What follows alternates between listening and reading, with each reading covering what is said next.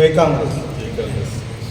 ఈరోజు జరిగినటువంటి పరిణామాల దృష్ట్యా పరోక్షంగా కానీ ప్రత్యక్షంగా కానీ రాజకీయ పరంగా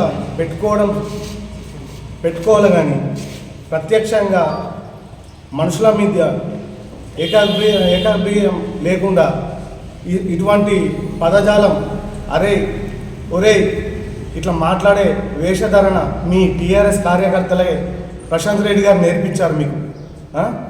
ఏమన్నాడు అయ్యా? ఏమన్నాడు మా సునీల్ అన్న?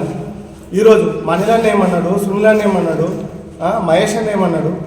మీరంతా మీ రాజకీయ లబ్ధి కోసం రాబోయే ఎన్నికల్లో మీ ప్రశాంత్ రెడ్డి గారిది కాలం చెల్లిందనే భయంతో ఈరోజు నిరాహార దీక్ష ఒకటి పని మూట కట్టుకున్నవాడు అక్కడ. మేము నిర్బంధం చేసినామా? నీకు భయం లేదా?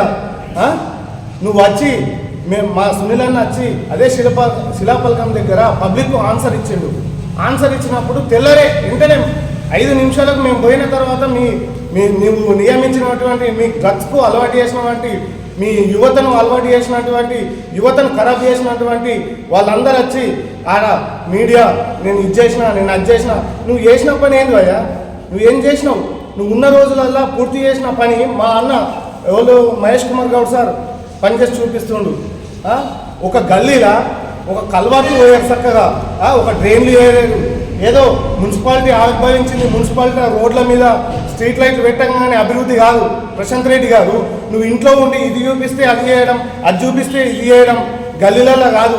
ఒకసారి చూడండి, ఒక కల్వాటు కూడా, ఒక డ్రైనేజ్ కూడా, ఒక మోరేమడ్ లేదు.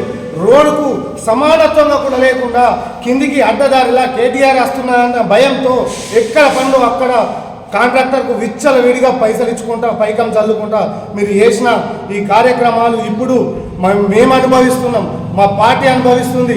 మీరు చేసిన పనులు ఖబర్దార్ ప్రశాంత్ రెడ్డి గారు, మీకు ఈ భీమ్గల్ ప్రజలు అన్నీ చూస్తున్నారు.